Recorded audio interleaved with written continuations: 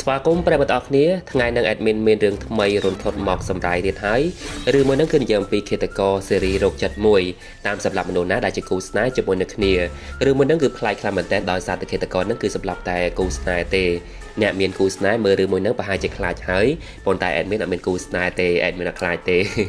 រឿងមួយហ្នឹងគឺមានចំណងជើងថា Hard Eye ដែលជាប្រភេទរឿងរន្ធត់ហើយលេងជាមួយនឹងកំ pl ែងផងដែរអូខេតោះអញ្ចឹងមកទស្សនាទាំងអស់គ្នា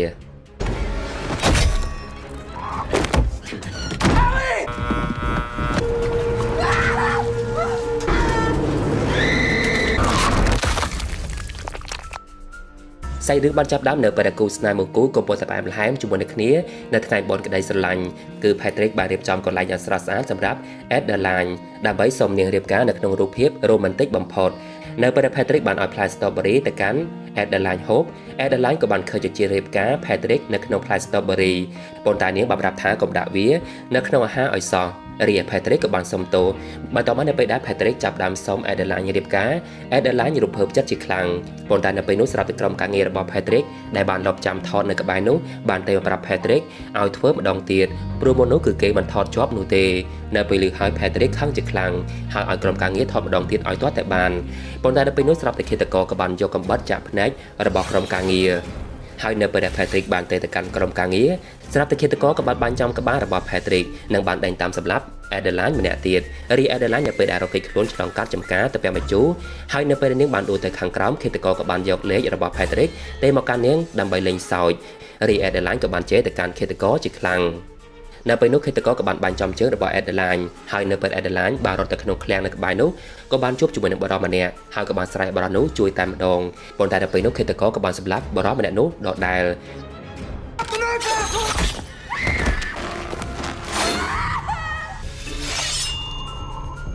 រី Adeline ក៏បានទម្លាក់ខ្លួននៅក្នុងធុងចម្រិតយកទឹកទំពាក់បញ្ជូមួយនៅពេលដែលឃាតករបានដើរទៅរកនាង Adeline ក៏បានព្យាយាមរក្សាភាពស្ងៀមស្ងាត់និងខ្ទប់មាត់ខ្លួនឯងបន្ទាប់មកនៅពេលដែលឃាតករបានលូកដៃចាប់ Adeline នៅខាងក្នុង Adeline ក៏បានបិទទ្វារត្រូវដៃរបស់ឃាតករនៅពេលនោះឃាតករក៏បានសម្រេចចិត្តបើកម៉ាស៊ីនដើម្បីធ្វើឲ្យកន្លែងចម្រិតយកទឹកទំពាក់បញ្ជូនោះចាប់បានគៀបសម្លាប់ Adeline នៅខាងក្នុងនោះតែម្ដង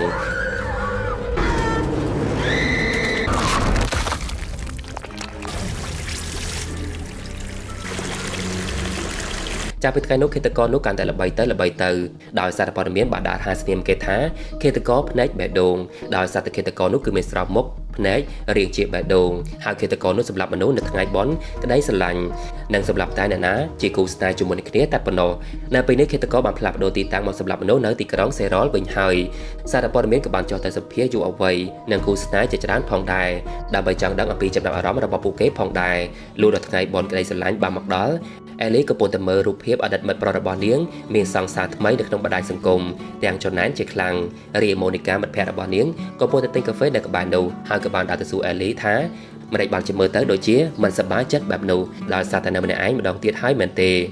Ellie បានប្រាប់ទៅវិញថាដោយសារតែអ្នកស្រី Crystal ប្រធានក្រុមហ៊ុនទើបតែទេមកនាងដើម្បីឲ្យនាងប្រជុំក្នុងយុទ្ធនាការនៅក្នុងក្រុមហ៊ុន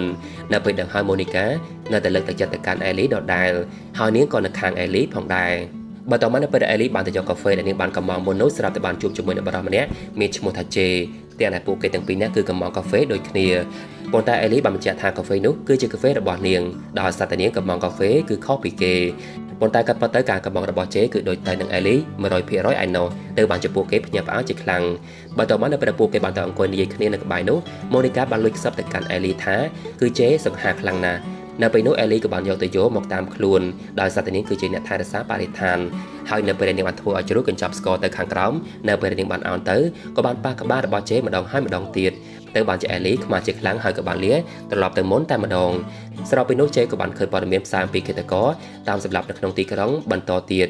នៅពេលដែលសារព័ត៌មានបានសួរយោបល់ពីប៉ូលីសម្នាក់សម្រាប់ផ្ដាំទៅកាន់គូស្នេហ៍នៅថ្ងៃបុណ្យក្តីស្រឡាញ់ប៉ូលីនោះបានជាឆ្លើយថានៅតែផ្ទះទៅងាកមើលការប្រជុំរបស់ Ellie នៅក្នុងក្រុមហ៊ុននេះវិញប្រធានស្រីដែលមានឈ្មោះថាអ្នកស្រី Crystal បានឲ្យគ្រប់គ្នាមើលសារព័ត៌មានឃាតករសម្លាប់មនុស្សហើយក៏បានចាក់វីដេអូផ្សាយរបស់ Ellie ឲ្យគ្រប់គ្នាបានមើលផងដែរប៉ុន្តែវីដេអូមួយនោះគឺគ្រប់គ្នាមិនពេញចិត្តនោះទេដោយសារតែការបង្ហាញអំពីគូស្នេហ៍ត្រូវបានសម្លាប់ទាំងសងខាងក្នុងនោះគឺមានក្រុមការងារម្នាក់ដែលមានឈ្មោះថា Tommy ក៏បានឡើងបង្ហាញការមិនពេញចិត្ត ចំពោះវីដេអូនោះផងដែរហើយបារម្ភអំពីសុខភាពរបស់អេលីជាខ្លាំងនៅពេលឮហើយអេលីក៏បានអរគុណទៅកាន់ Tommy ចំណែកឯស្រី Crystal ខឹងជាមួយនឹងអេលីជាខ្លាំងដែលខំទុកចិត្តឲ្យការងារទៅកាន់អេលីធ្វើដើម្បីបង្ហាញអំពីការលក់ចិញ្ចៀននៅក្នុងក្រុមហ៊ុនប៉ុន្តែបាជាមិនត្រូវចិត្តទៅវិញនៅពេលដែលនិយាយហើយអ្នកស្រី Crystal ក៏បានឲ្យជេចូលមកខាងក្នុងដើម្បីទទួលការងារនោះវិញម្ដងហើយគាត់ក៏បានសរសើរអំពីស្នាដៃរបស់ជេជាច្រើនមកផងដែរដូចជាការទទួលបានពានរង្វាន់លើឆាកអន្តរជាតិនៅពេលបានឃើញជេហើយអេលីហើយនឹងម៉ូនីកាភ្ញាក់ផ្អើលជាខ្លាំងដែលពួកគេបានជួបជេនៅហាងកាហ្វេហើយអេលីនឹកស្មានថាអ្នកស្រី Crystal បានជប់ការងាររបស់នាងទៅហើយប៉ុន្តែគាត់បាជាឲ្យអេលីបន្តការងារបន្តទៀតបើសិនជាធ្វើមិនបានល្អនោះទេអ្នកស្រីនឹងសម្លាប់អេលីចោលមិនខានរីជេនៅពេលនោះចាប់ដើមនិយាយដោយការពេញចិត្តជាមួយនឹងការងារនោះជាខ្លាំងហើយគេបាត់ជាចង់ធ្វើការងារជាមួយនឹងអេលីជាខ្លាំងផងដែរងាកមកមើលក្រុមប៉ូលីសឯនេះវិញក៏បាននាំគ្នាទៅកន្លែងឃាតករសម្រាប់គូស្នេហ៍របស់ Patrick នៅក្នុងនោះគឺមានប៉ូលីសស្រីម្នាក់ដែលមានឈ្មោះថាសបានបង្ហាញអំពីរូបថតបារម្ភម្នាក់នៅក្នុងទូរស័ព្ទដៃទៅកាន់ប៉ូលីសម្នាក់ដែលមានឈ្មោះថាហូបព្រោះសចូលចិត្តបរិសុទ្ធនោះដោយសារតែបរិសុទ្ធនោះគឺស្រឡាញ់សត្វចិញ្ចឹមជាខ្លាំងនៅពេលដែលឃើញរូបថតនោះហើយហូបធ្វើជាភ្ញាក់ផ្អើលជាខ្លាំងហើយបាននិយាយថាដោយសារតែបែបនោះហើយទើបបានជាសមិនមានសង្សារដូចគេបន្ទាប់មកនៅពេលពួកគេបាននាំគ្នាចូលទៅខាងក្នុងពិនិត្យមើលបន្តទៀតពួកគេក៏បានរកឃើញចិញ្ចៀនរៀបការមួយវងនិងសាកសពបែកខ្ទេចនៅក្នុងធុងរីសក៏បានចូលទៅខាងក្នុងដើម្បីទៅពិនិត្យមើលនៅខាងក្នុងធុងមួយនោះកំឡុងពេលដែលនាងកំពុងតែធ្វើការនៅពេលនោះសក៏បានឃើញបារម្ភម្នាក់ផ្ញើសារតបមកកាន់នាងទៅបានជានាងរំភើបចិត្តជាខ្លាំងហើយនៅក្នុងធុងមួយនោះគឺនាងបានឃើញសក់ផងដែ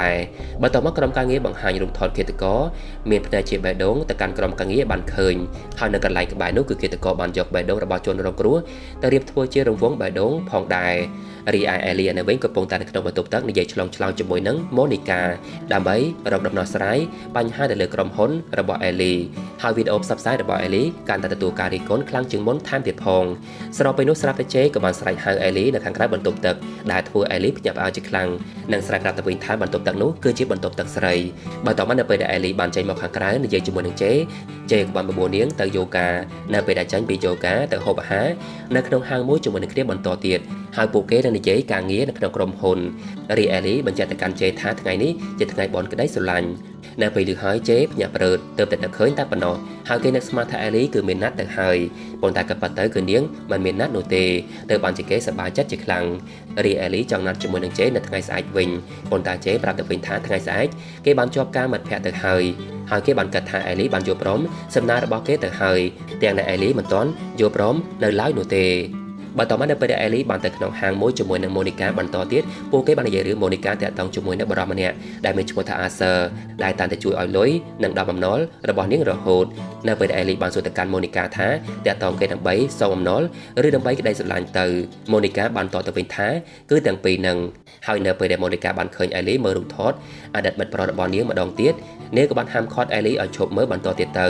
ដោយទុកពេលសម្រាប់ខ្លួនឯងខ្លះទៅរីអេលីព្យាយាមប្រកែកថានាងមិនបានតាមដានអតីតមិត្តប្រុសរបស់នាងនោះទេហើយនាងបាននិយាយលេងសើចទៅកាន់ម៉ូនីកាវិញផងដែរថាតើពេលណាទើបបានជានាងអាចជួបអាសឺមិត្តប្រុសរបស់ម៉ូនីកាបានទៅឬមួយអាសឺគឺជាឃាតករផ្នែកបេះដូងនោះនៅពេលឮហើយម៉ូនីកាធ្វើជាស្ងាត់មាត់បន្តិចហើយក៏បានលេងសើចទៅវិញដដែលស្របពេលនោះផងដែរសារព័ត៌មានកំពុងតែផ្សាយអំពីឃាតករតាមសម្រាប់គូស្នេហ៍បន្តទៀតទើបបានជាអេលីមើលរូបថតអតីតមិត្តប្រុសរបស់នាងទាំងបារម្ភជាខ្លាំងប៉ុន្តែម៉ូនីកាក៏បានទាញទូរស័ព្ទនោះឲ្យឈប់មើលបន្តទៀតដោយនៅពេលនោះម៉ូនីកាបានឲ្យអេលីឈប់ធ្វើបាបខ្លួនឯងបន្តទៀតទៅហើយគួរតែរកគូស្នេហ៍ផ្សេងទៅដូចជាចែមជាដើមព្រោះមើលទៅជេក៏សង្ហាខ្លាំងណាស់ដែរបើតោះនៅពេលដែលម៉ូនីកាដឹងថាអេលីចិត្តទៅជួបជេទៅហើយនោះនាងនឹកស្មានថាអេលីណាត់ជួបបែបស្នេហាប៉ុន្តែក៏ប៉ុន្តែជាការងារសោះទៅបានជាម៉ូនីកានាំអេលីទៅក្នុងផ្សារដើម្បីទិញខោអាវស្រស់ស្អាតសម្រាប់ទៅជួបជេតែម្ដងដោយនៅពេលនោះអេលីបានស្លៀកពាក់និងបដូរខោអាវជាច្រើនបែបដើម្បីឲ្យម៉ូនីកាជ្រើសរើសឲ្យលោកនៅពេលដែលអេលីបានទៅក្នុងហាងតាមការណាត់ហើយនៅពេលដែលអ្នកយាមបានស្កែនរាងកាយរបស់អេលីអ្នកយាមក៏បានរកឃើញទយោដៃសម្រាប់ផឹកទឹកនៅក្នុងកាបូបរបស់អេលីប៉ុន្តែអេលីបានបកស្រាយថានាងគឺជំនួសថែរក្សាបរិស្ថានតែបានជានាងយកទយោដៃនោះមកតាមខ្លួនបើតបនៅពេលអេលីបានរងចាំជេយ៉ាងយូរនាងធន់ទ្រាំជាខ្លាំងហើយនៅពេលដែលអ្នករត់តុបានមកសួរនាំនាងបានបញ្ជាក់ថានាងមិនមែនមកជាលក្ខណៈគូស្នេហ៍នោះទេភ្លាមនោះនៅពេលជេបានដើរមកអេលីសម្លឹងមើលយ៉ាងផ្លឹកដោយសារតែរូបរាងសង្ហារបស់ជេបន្ទាប់មកនៅពេលដែលពួកគេបានជជែកគ្នាលេងជេក៏បានសួរសំណួរជាច្រើនតាក់ទងជាមួយនឹងអេលីតាក់ទងជាមួយនឹងសម័យខ្លួនរបស់នាងប៉ុន្តែអេលីហាក់បីដូចជាមិនចង់ឆ្លើយច្រើនសោះនិងក៏តែនិយាយរឿងការងារនៅក្នុងក្រុមហ៊ុនរបស់ពួកគេទៅវិញនៅពេលដែលជេបានសួរថានាងទើបតែបែកបាក់ស្នេហាមែនទេអេលីព្យាយាមលាក់បាំងថាអត់ទេ ហើយនាងក៏មិនជឿទៅលើស្នេហាបន្តទៀតផងដែរនៅពេលនោះអេលីបានរៀបរាប់អំពីស្នេហាដែលបរាជ័យនិងបានសួរទៅកាន់ជេវិញផងដែរថាតើម្ដេចបានជាជេមិនមានស្នេហាឬមួយក៏ពុទ្ធស្វែងរកវាជាពិសេសគឺឈប់ស្លៀកពាក់សង្ហាដើម្បីចង់បានរ៉ូមែនទិកពីនាងទៅនៅពេលឮការស្ដីបន្ទោនោះហើយជេអន់ចិត្តជាខ្លាំងព្រោះគិតថាថ្ងៃនោះជាថ្ងៃដែលអាក្រក់បំផុតហើយគេបានដើរចេញពីហាងនោះតែម្ដងរីអេលីក៏បានចេញមកខាងក្រៅដើម្បីសុំទោសទៅកាន់ជេវិញហើយនាងសុកចិត្តឲ្យជេឈ្នះចោះព្រោះនាងមិនចង់បាត់បង់ការងាររបស់នាងនៅក្នុងក្រុមហ៊ុននោះទេជេបានតទៅវិញថាគេមិនបានយកការងារពីអេលីនោះទេប៉ុន្តែមានតែអេលីទេដែលមិនចង់បានការងារទាំងអស់នោះភ្លាមនោះនៅពេលដែលអតីតមិត្តប្រុសរបស់អេលីបានដើរមកជាមួយនឹងសង្សារថ្មីអេលីក៏បានស្ទុះទៅថាមាត់របស់ជេតែម្ដងដើម្បីសម្ដែងធ្វើជាសង្សារជាមួយនឹងគ្នារីឯអតីតមិត្តប្រុសរបស់អេលីដែលមានឈ្មោះថាខាឡឹមក៏បានដើរមកសួរសុខទុក្ខពីអេលីប៉ុន្តែគេមិនដឹងទេថាអេលីបានកុហកថាជេគឺជាសង្សាររបស់នាងពេលនៅផងដែរគេបានប្រាប់អំពីករណីឃាតកម្មទៅលើគូស្នេហ៍មួយគូដែលខាឡឹមធ្វើការជាមួយនឹងពួកគេប៉ុន្តែខាឡឹមនៅតែចេញមកខាងក្រៅជាមួយនឹងសង្សារថ្មីរបស់គេដដែលដោយមិនខ្លាចពីឃាតករនោះទេបន្តមកមុនពេលដែលពួកគេបានលាគ្នាខាឡឹមបាននិយាយលេងសើចទៅកាន់ពួកគេទាំងពីរនាក់ថាសង្ឃឹមថាមិនត្រូវបានឃាតករសម្លាប់ចោលហើយស្របពេលនៅផងដែរឃាតករក៏បានសម្លឹងមើលពួកគេពីចម្ងាយលោកនៅពេលដែលពួកគេបានជិះឡានតាក់ស៊ីត្រឡប់ទៅវិញអេលីក៏បានសុំទោសទៅកាន់ជេម្ដងទៀតដែលបានថាបមុននោះប៉ុន្តែជេមិនថាអ្វីនោះទេរីឯតែកងឡាននៅស្មានថាពួកគេទាំងពីរនាក់គឺជាគូស្នេហ៍ជាមួយនឹងគ្នាដោយស្ថាប័នឃើញពួកគេទាំងពីរនាក់គឺបានថាបគ្នាមុននោះរីជេបានបកស្រាយថាពួកគេគ្រាន់តែសម្ដែងតែប៉ុណ្ណោះដើម្បីបង្ហាញទៅកាន់អតីតមិត្តប្រុសរបស់អេលីបន្តមកនៅពេលដែលឡានទៅដល់ផ្ទះរបស់អេលីក៏បានសុំទោសទៅកាន់ជេម្ដងទៀតមុនពេលនាងបានចុះពីលើឡានប៉ុន្តែនៅពេលនោះអេលីទើបតែដឹងថាគឺនាងបានភ្លេចសោផ្ទះរបស់នាងនៅក្នុងហាងទៅហើយរីឯតែកងឡានបានផ្ដល់យោបល់ទៅកាន់ជេថាឲ្យជេទៅរកអេលីម្ដងទៀតទៅហើយសារភាពស្នេហ៍ទៅកាន់នាងទៅបន្តមកជេបានសម្រេចចិត្តទៅរកអេលីម្ដងទៀតតែម្ដងនៅពេលដែលអេលីប្រំកំទេចកញ្ចក់ទ្វារចូលទៅខាងក្នុងជេក៏បានជួយវេកំទេចដើម្បីបាក់សោតែម្ដងដោយនៅពេលនោះគេបានយកកន្សែងមកទ្របដៃដើម្បីវាយមុននឹងវាយគេក៏បានអួតផងដែរថាគឺងាយស្រួលខ្លាំងណាស់ប៉ុន្តែនៅពេលគេបានវាយហើយដៃរបស់គេក៏បានមុតជាមួយនឹងកញ្ចក់បណ្ដាលឲ្យឈាមបន្តមកអេលីក៏បាននាំជេទៅក្នុងផ្ទះរបស់នាងដើម្បីចាប់អ្វីមកលាងរបួសឲ្យជេប៉ុន្តែកំឡុងពេលដែលអេលីបានឲ្យជេនៅក្នុងបន្ទប់ទឹកនាងក៏បានរត់ទៅសម្អាតបន្ទប់របស់នាងជាមុនសិនដោយសារតែបន្ទប់របស់នាងគឺរញ៉េរញ៉ៃជាខ្លាំងរីជេនៅពេលដែលដើរចូលទៅខាងក្នុងក៏បានឃើញរូបថតរបស់អេលីថតកាលពីក្មេងហើយជេនឹកស្មានថាអេលីស្លៀកពាក់បែបនោះនៅក្នុងថ្ងៃបុណ្យ Halloween នៅពេលនោះដោយសារតែជេបានឃើញខោអាវរបស់អេលីពីពេញសាឡុងច្រើនពេកគេក៏បានទៅអង្គុយនៅលើគ្រែវិញម្ដងនៅពេលអេលីបានជួយលាងរបួសឲ្យជេក៏បានសរសើរថានាងគឺពូកែខ្លាំងណាស់ហើយនឹកស្មានថាអេលីធ្លាប់រៀនផ្នែកពេទ្យផងដែរប៉ុន្តែអេលីបញ្ជាក់ផងដែរថាអត់ទេគឺនាងជាមនុស្សខ្លាចឈាមជាខ្លាំងនៅពេលនោះផងដែរអេលីក៏បានប៉ឹងឲ្យជេជួយវែកសក់របស់នាងបន្តិចដែលធ្វើឲ្យអេលីមានអារម្មណ៍ថាអៀនជាខ្លាំងស្របពេលនោះអេលីភ្លេចយកលឹងជ័ររំញ័ររបស់នាងនៅលើតុកទៅបានជានាងដើរទៅយកតែម្ដងហើយក៏បានលាក់នៅខាងក្រោយខ្នងរបស់នាងនៅពេលអេលីបានយកលឹងរំញ័រទៅទុកនៅក្នុងទូស្រាប់តែបានឃើញឃាតករនៅក្នុងទូនោះទៅបានជាអេលីយកលឹងនោះគប់ទៅកាន់ឃាតកររីជេក៏បានវេតដៃជាមួយនឹងឃាតករហើយក៏បានចាក់សោបន្ទប់នោះតែម្ដងប៉ុន្តែនៅពេលនោះឃាតករក៏បានចេញមកបានដដែលបន្តមកនៅពេលពួកគេបានចេញទៅរកតាក់ស៊ីដែលរងចាំជេមុននោះឃាតករក៏បានបាញ់សម្លាប់តាក់ស៊ីនោះតែម្ដងរីអេលីបានស្រែកប្រាប់ទៅកាន់ឃាតករថានាងមិនមែនគូស្នេហ៍ជាមួយនឹងជេនោះទេរីឯឃាតករនៅពេលដែលឃើញជេទេហៅប៉ូលីសគេក៏បានដេញតាមសម្លាប់ពួកគេបន្តទៀតបន្ទាប់មកនៅពេលដែលពួកគេបានទៅកន្លែងកំសាន្តក្មេងលេងឃាតករនោះក៏បានចេញមកម្ដងទៀតនិងបានធ្វើជេដួលសន្លប់រីអេលីក៏បានគេចខ្លួនចេញពីទីនោះម្នាក់ឯង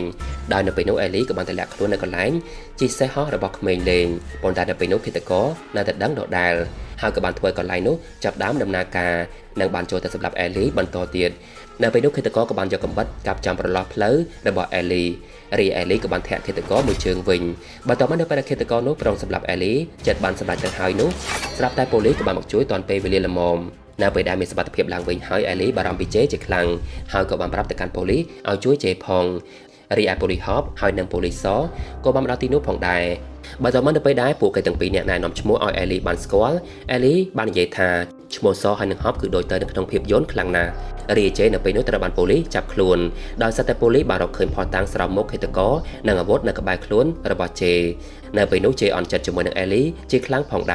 រដែលរត់ចោលគេមុននោះប៉ុន្តែអេលីបានបកស្រាយថាដោយសារតែឃាតករតាមសម្លាប់នាងទៅវិញទេហើយអេលីព្យាយាមបកស្រាយទៅកាន់ប៉ូលីសឲ្យដឹងផងដែរថាជេមិនមែនជាឃាតករនោះទេឃាតករគឺអ្នកផ្សេងប៉ុន្តែទោះជាអេលីព្យាយាមបកស្រាយយ៉ាងណាក៏ដោយក៏ប៉ូលីសហើយនិងប៉ូលីសហបមិនជឿជាដាច់ខាតនិងបានយកជេទៅកាន់ប៉ូលីស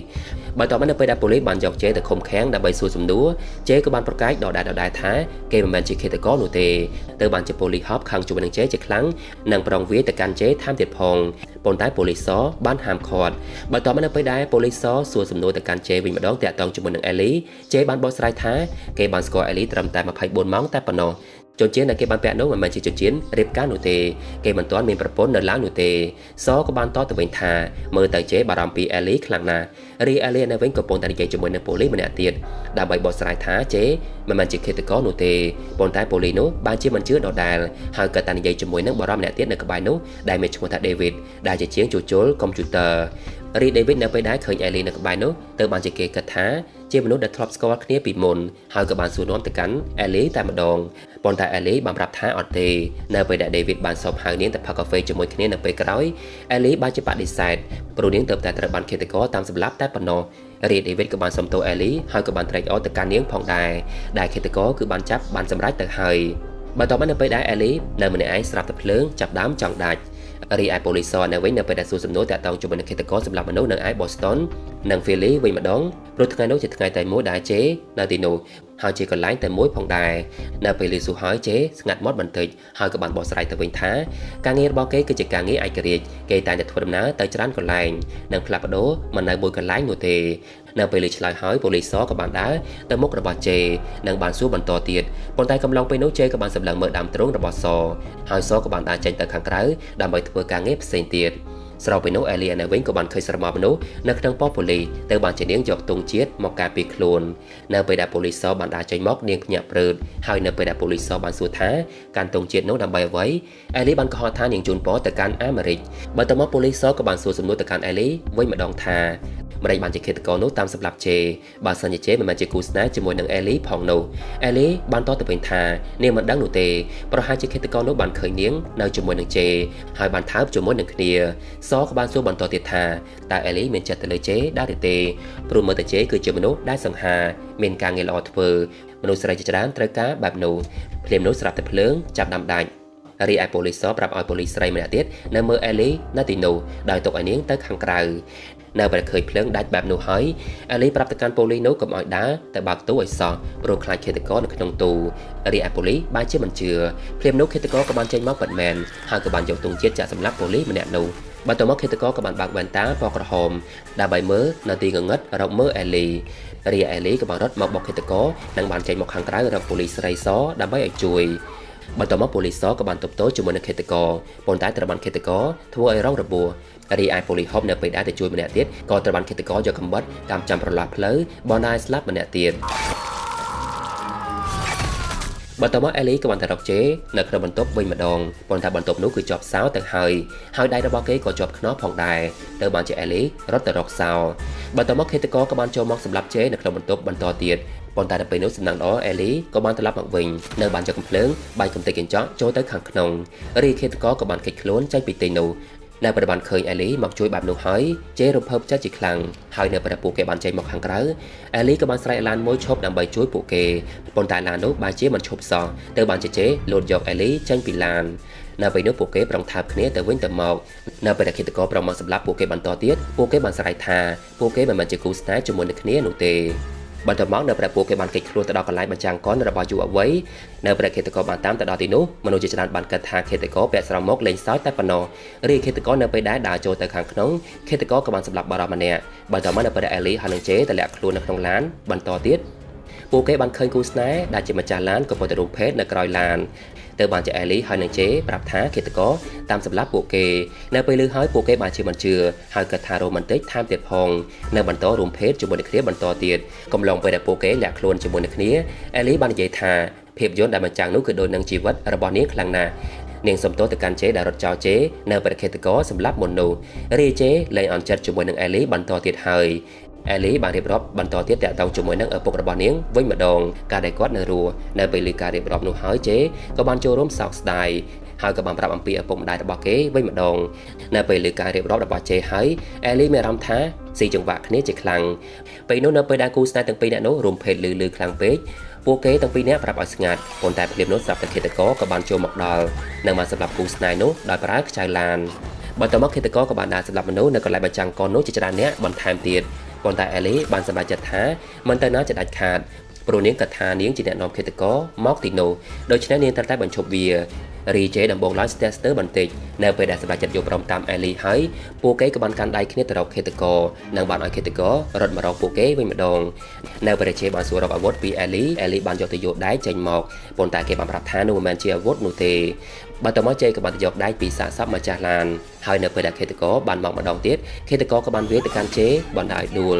រីអេលីក៏បានយកអ្វីទៅវាយក្បាលរបស់ឃាតករនៅពេលដែលឃាតករបកតែសម្លាប់អេលីវិញម្ដងជេក៏បានយកកំបិតចាក់សម្លាប់ឃាតករបានសម្រេចនៅពេលដែលសម្លាប់ហើយអេលីក៏បានក្អួតជាខ្លាំងដោយសារតែឈាមបានឃ្លាតចូលមាត់របស់នាង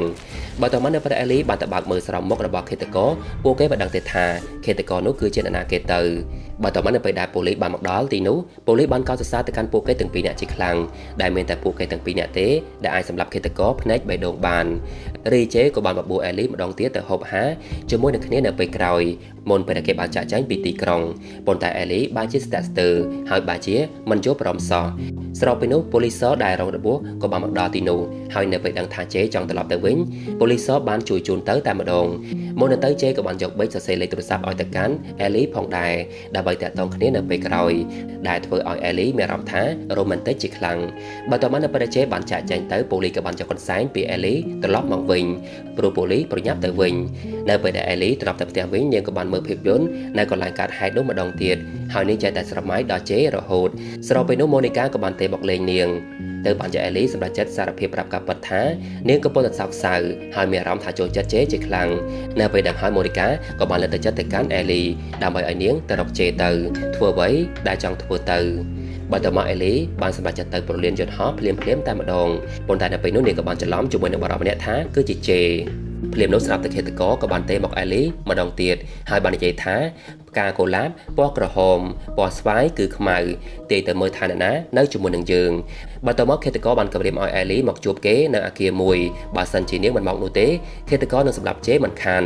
ហើយឃាតករបានឲ្យនាងស្ដាប់សំឡេងរបស់ជេផងដែរ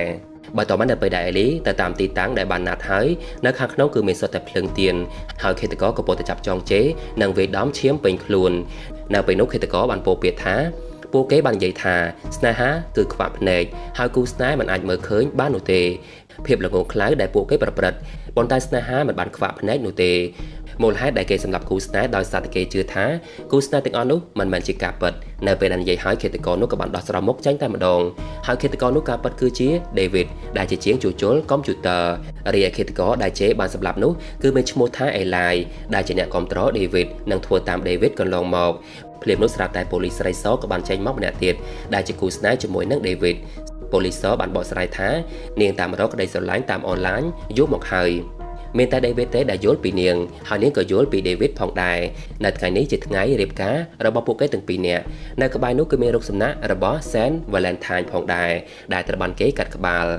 នៅពេលនោះគេបានស្រមៃបកក្រោយទៅវិញនៅពេល David ប្រងសម្លាប់សនៅឯប៉ូលីសគេមិនបានសម្លាប់នោះទេហើយក៏បានយកក្រែមលាបមាត់របស់សមកលាបមុខស្រោមមុខរបស់ David នៅថ្ងៃដែលឃាតករចូលក្នុងទូរបស់ Ellie គឺជាសនៅពេលដែលឃាតករសម្លាប់តាក់ស៊ីហើយនឹងគូស្នេហ៍មួយគូនៅចំការទៅពាំងបញ្ជូរនោះគឺជា David នៅពេលដែលស្រមៃហើយសក៏បានយកចិញ្ចៀនចូលរងគ្រោះមកត្រៀមរៀបការជាមួយនឹងគ្នានៅទីនោះរីអេលីបានបកស្រាយថានាងនឹងជេមិនមែនជាគូស្នេហ៍ជាមួយនឹងគ្នានោះទេដល់ឡែងជេត្រឡប់ទៅវិញទៅនៅពេលលឺហើយពួកគេមិនជឿចិត្តដាច់ខាតដោយសារតែពួកគេបានឃើញអេលីហើយនឹងជេថើបគ្នាបើតមកសបញ្ជាឲ្យអេលីជ្រើសរើសជំរើសពីរគឺយកកំភ្លើងនៅក្បែរនោះសម្រាប់ជេឬក៏សម្រាប់ខ្លួនឯងបើសិនជាអេលីសម្រាប់ជេគឺអាចត្រឡប់ទៅវិញបានព្រោះអេលីបាននិយាយថានាងមិនស្រឡាញ់ជេនោះទេនៅពេលលឺហើយអេលីក៏បានដើរទៅយកកំភ្លើងហើយតម្រង់ក្បាលរបស់ខ្លួនឯងនៅពេលនោះនាងបានសំទោសទៅកាន់ជេផងដែរដែលនាងនឹងជ្រើសរើសជំរើសមួយរីឯជេនៅពេលនោះក៏បានស្រែកហាមឃាត់អេលីផងដែរប៉ុន្តែភ្លាមនោះស្រាប់តែអេលីក៏បានយកកំភ្លើងបានចំស្មារបស់ជេហើយក៏បានផ្លោងទៅត្រូវសនៅខាងក្រោយនៅពេលអេលីបានទៅជួយជេនាងបានបកស្រាយថានាងចង់បាញ់សតែប៉ុណ្ណោះប៉ុន្តែបែរជាត្រូវជេទៅវិញរី David នៅពេលនោះខឹងជាមួយនឹងពួកគេជាខ្លាំងហើយក៏បានចាប់ជេត្រៀមសម្លាប់នៅមុខរបស់អេលីប៉ុន្តែពេលនោះជេក៏បានលួចព្រួញពីខ្លួនរបស់ David និងបានយកវាចាក់ចំមុខរបស់ David ហើយ David ក៏បានដួលទៅលើភ្លើងទៀនផងដែរ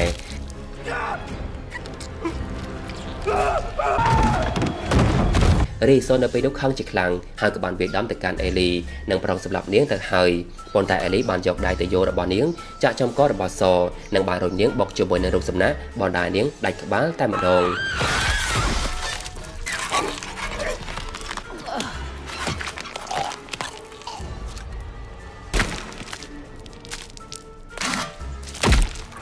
បន្ទាប់មកអេលីក៏បានដើរទៅរកជេទាំងបារម្ភជាខ្លាំងរីឯដេវីតនៅមានជីវិតនៅឡើយនោះទេទើបបានជាវាមករកជេរីឯជេក៏បានយកស្នាបាញ់សម្លាប់គេបន្ថែមទៀតចាប់តាំងពីថ្ងៃនោះនៅពេលដែលក្រុមហ៊ុនរបស់អ្នកស្រី Crystal ចាប់ដាក់រីកចម្រើនឡើងអ្នកស្រីក៏បានធ្វើកម្មវិធីជប់លៀងហើយក៏បានកោតសរសើរទៅកាន់ពួកគេទាំងពីរនាក់ជាខ្លាំងផងដែរបើតើមកនៅពេលដែលពួកគេទៅមើលកូនជាមួយគ្នាបន្តទៀតជេក៏បានយកប្រអប់ចិញ្ចៀនចេញមកឲ្យអេលីដែលធ្វើអេលីរំភើបចិត្តចង់ស្រក់ទឹកភ្នែកប៉ុន្តែក៏ប៉ុន្តែនោះគឺជាសោផ្ទះតែប៉ុណ្ណោះដើម្បីចង់ឲ្យអេលីទៅរស់នៅជាមួយនឹងជេរីអេលីប្រាប់ទៅកាន់ជេវិញថានាងមិនចង់បានសោផ្ទះនោះទេគឺនាងចង់បានជេបើតើមកអេលីបានយកចិញ្ចៀនសុំជេរៀបការវិញម្ដងនៅពេលដែលជេយកព្រមហើយអេលីសប្បាយចិត្តជាខ្លាំងភ្លាមនោះស្រាប់តែឃាតករក៏បានទេមកអេលីម្ដងទៀតនិងបាននិយាយដូចមុនម្ដងទៀតប៉ុន្តែក៏ប៉ុន្តែគឺជាម៉ូនីកាទេមកលេងសើចតែប៉ុណ្ណោះដែលកំពុងថតពីចម្ងាយឲ្យពួកគេទាំងពីរនាក់រីម៉ូនីកានៅពេលនោះស្រាប់តែបានសម្លេងឆ្លងឆ្លើយរបស់អេលីមួយរំពេចតែម្ដង Ali Hello អរគុណប្រិយមិត្តអរគ្នាសម្រាប់ការទស្សនាការសម្រាយរឿងដែលមានចំណងជើងថា Hard Eye ឬមួយនឹងគឺជោគជ័យគួរសមដែរដែលចំណាយថវិកាត្រឹមតែ$18លានទេរីថវិកាក្នុងការលក់សម្បត្តិបាន